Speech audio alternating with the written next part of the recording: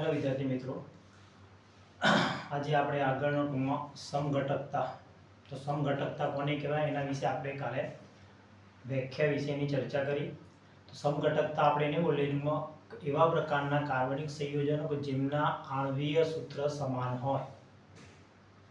આણ્વીય સૂત્ર કેવા હોય? એમના સમાન હોય, પરંતુ તેમના બંધારણ અથવા અવકાશની અંદર એમની ગોઠવણી કેવી હશે? જુદી જુદી હશે. તો એને બોલીશું આપણે સમઘટકતા કહેવામાં આવે છે. સમઘટકતાના આપણે કાલે પ્રકારો જોયા હતા.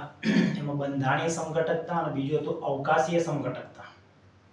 બંધારણીય સમઘટકતાની અંદર આપણે અલગ અલગ પ્રકાર જોયા. તેમાં બંધારણીય સમઘટકતાનો પહેલો પ્રકાર આપણે જોયો ચેન સમઘટકતા અથવા ટૂંકમાં જેને શૃંખલા સમઘટકતા કહેવામાં આવે છે.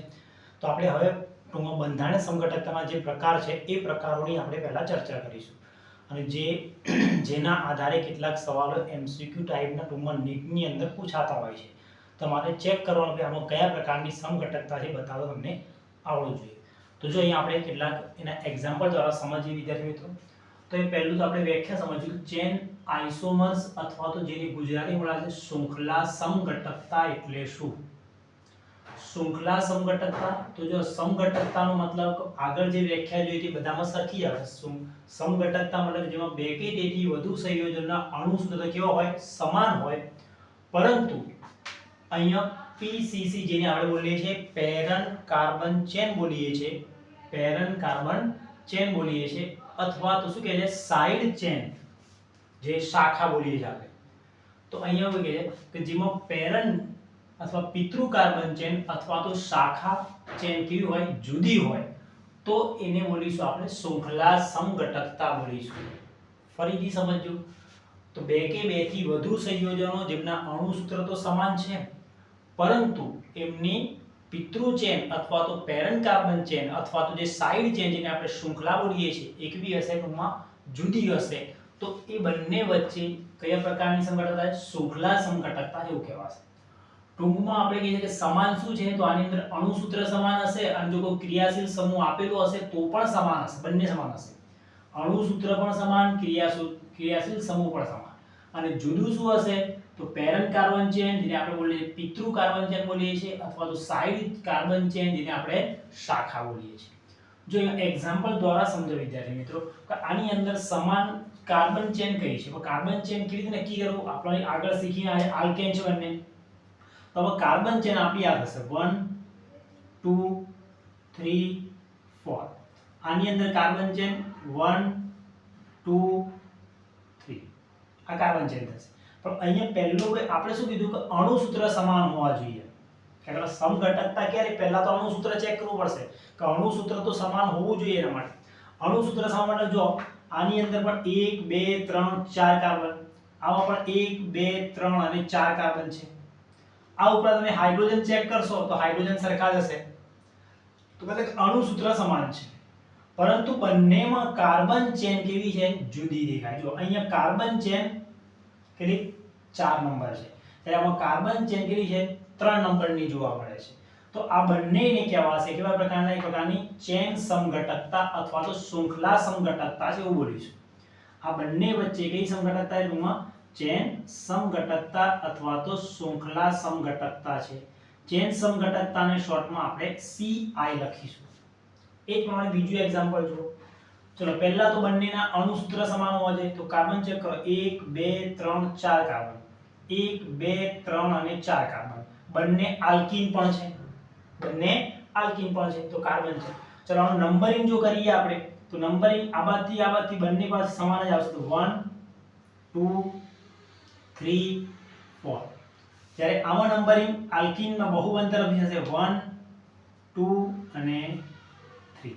તો બંનેની કાર્બન ચેન ડિફરન્ટ છે. જો આ 4 છે, જ્યારે આમાં 3 નંબરની કાર્બન ચેન જોવા મળે છે. આપણે પેરેન્ટ કાર્બન ચેન જુદી જુદી છે, મતલબ અણુ સૂત્ર સમાન છે પણ પેરેન્ટ કાર્બન ચેન કેવી છે? ડિફરન્ટ છે. તો આ બંને જે છે એ બંને પણ શું બોલીશું આપણે? ચેન સમઘટકતા બોલીશું, ચેન આઇસોમેરિઝમ. આગળનું એક્ઝામ્પલ જો વિદ્યાર્થી મિત્રો.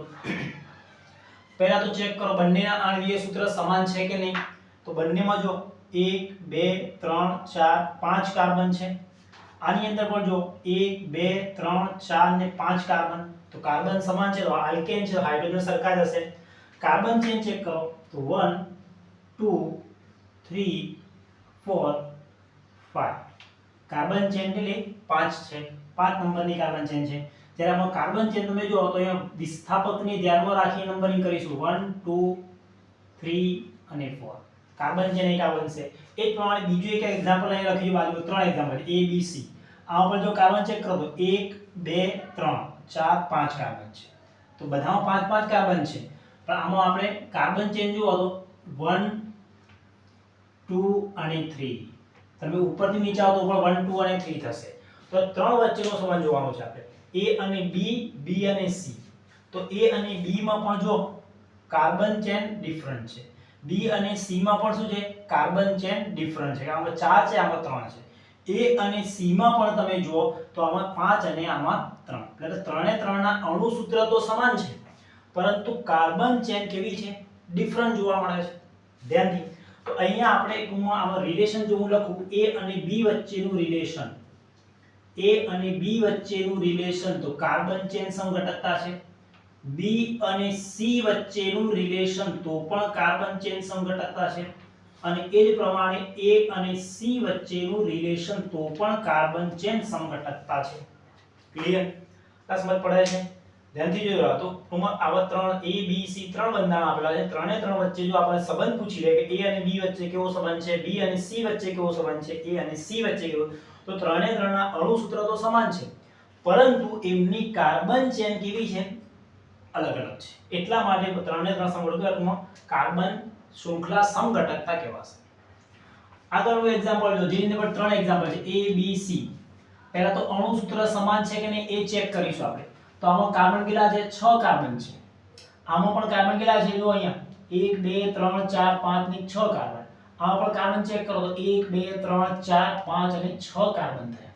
તો એટલે દરેકની અંદર કાર્બન સરખા છે, હાઇડ્રોજન પણ સરખા છે, મતલબ અણુ સૂત્ર તો સમાન છે, પરંતુ બધાની અંદર પેરેન્ટ કાર્બન ચેન જોઈએ. તો આમાં કાર્બન ચેન તમે ચેક કરશો 1 2 3 4 5 6 મતલબ 6 નંબરની કાર્બન છે.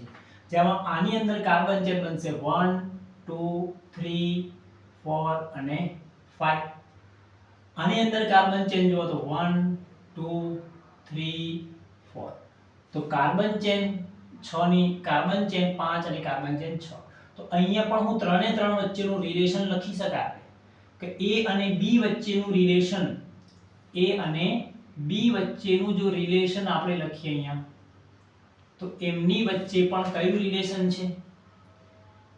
A અને B વચ્ચે પણ મતલબ કાર્બન ચેન જોવા મળશે. એ જ પ્રમાણે B અને C એ પણ કાર્બન ચેન, અને A અને C વચ્ચેનું રિલેશન પણ કાર્બન ચેન સમઘટકતા કહેવાશે. સમજ પડી? A અને B વચ્ચે પણ કાર્બન ચેન ડિફરન્ટ છે, અણુ સૂત્ર સમાન. B અને C વચ્ચે પણ કાર્બન ચેન ડિફરન્ટ છે, અણુ સૂત્ર સમાન. A અને C માં પણ કાર્બન ચેન ડિફરન્ટ છે, અણુ સૂત્ર સમાન. તો ત્રણે ત્રણ વચ્ચેનો સંબંધ કેવો થાય? અહીંયા ફરી એક વખત કાર્બન ચેન ડિફરન્ટ છે, સોરી કાર્બન ચેન ડિફરન્ટ છે પણ અણુ સૂત્ર સમાન છે. તો આ બધા વચ્ચે પણ કેવા પ્રકારની શૃંખલા સમઘટકતા છે. આગળનું એક્ઝામ્પલ જો, અણુ સૂત્ર જો 6 કાર્બન વત્તા 1 અને 2 કેટલા ટોટલ 7 કાર્બન છે. અહીંયા પણ જો 1 2 3 4 5 6 7 ને 8 કાર્બન. તો એટલે બધાની બંનેમાં 7 કાર્બન છે. પણ આમાં કાર્બન ચેન જુઓ તમે તો મેઈન કાર્બન ચેન તો આ છે 1 2 3 4 5 અને 6. આમાં કાર્બન ચેન બનશે 1 2 3 4 5 અને 6. તો અહીંયા પેરેન્ટ કાર્બન ચેન પણ સમાન છે બંનેમાં. પેરેન્ટ કાર્બન ચેન તો અહીંયા બે વસ્તુ લખી આપણે કે અણુ સૂત્ર સમાન હોય પરંતુ પેરેન્ટ કાર્બન ચેન અથવા તો સાઇડ કાર્બન ચેન જુદી હોય. તો સાઇડ કાર્બન ચેન આ છે, આ સાઇડ કાર્બન ચેન, આ સાઇડ કાર્બન ચેન છે. આમાં સાઇડ કાર્બન ચેન તમે જુઓ તો અહીંયા બે કાર્બન છે, જ્યારે આ સાઇડ કાર્બન ચેનની અંદર એક એક કાર્બન જોવા મળે છે. બે ચેનો છે. તો આ સાઇડ કાર્બન ચેન બે કાર્બનની છે, જ્યારે આ સાઇડ કાર્બન ચેન એક એક કાર્બનની જોવા મળે છે. તો આની અંદર પણ ટૂંકમાં શૃંખલા સમઘટકતા છે. કઈ સમઘટકતા છે? શૃંખલા સમઘટકતા કહેવાશે, મતલબ કે ચેન આઇસોમેરિઝમ જોવા મળશે. આગળનું એક્ઝામ્પલ જો અણુસૂત્ર જો 1 2 3 4 5 6 અને 7 સાત કાર્બન 1 2 3 4 5 6 અને 7 કાર્બન અણુસૂત્ર સમાન. કાર્બન ચેન તમે જો તો 1 કાર્બન ચેન 1 2 3 4 અને 5 પાંચ કાર્બન. અહીંયા પણ કાર્બન ચેન 1 2 3 4 અને 5 તો 5 નંબરની કાર્બન ચેન. તો કાર્બન ચેન અહીંયા પણ સમાન થઈ ગઈ. હવે તો કાર્બન ચેન ડિફરન્ટ હોય, અહીંયા કાર્બન ચેન કેવી થઈ ગઈ? સમાન થઈ ગઈ. તો પછી આપણે જોશું સાઇડ ચેન. તો આમાં સાઇડ ચેન જો સાઇડ ચેનમાં બે કાર્બન છે, આની અંદર સાઇડ ચેનમાં એક એક કાર્બન જોવા મળે છે, એટલે સાઇડ ચેન ડિફરન્ટ છે, અણુસૂત્ર સમાન છે, સાઇડ ચેન ડિફરન્ટ છે. તો A અને B વચ્ચે પણ અહીંયા A અને B વચ્ચે પણ કયો સંબંધ છે? સાઇડ મતલબ કાર્બન શૃંખલા સમઘટકતા છે. આગળનું એક્ઝામ્પલ જો સાતમું, જેમાં તમે કાર્બન ચેન 1 અને 2 આ બની શકે છે, અથવા તો આની અંદર 1 અને 2 બનશે. બોલો અહીંયા પણ જો અણુસૂત્ર સમાન છે, 1 2 3 ત્રણ કાર્બન 1 2 3 કાર્બન અને એક ઓક્સિજન. તો અણુસૂત્ર સમાન થયું. અણુસૂત્ર કેવું થયું? સમાન.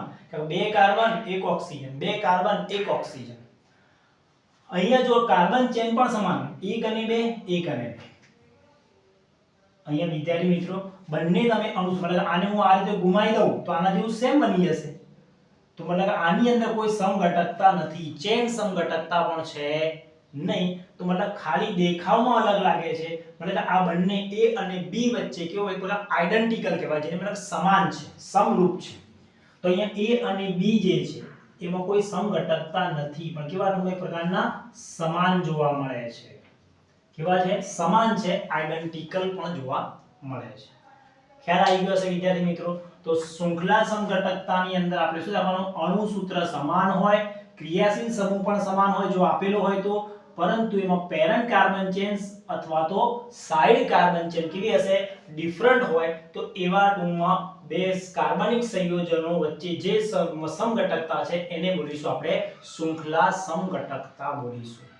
ફટાફટ દરેક આનો સ્ક્રીનશોટ પાડશે અને લખી દેશે. હું આના પછીનો આગળનો ટૂંકમાં બીજી સમઘટકતા સમજાવું.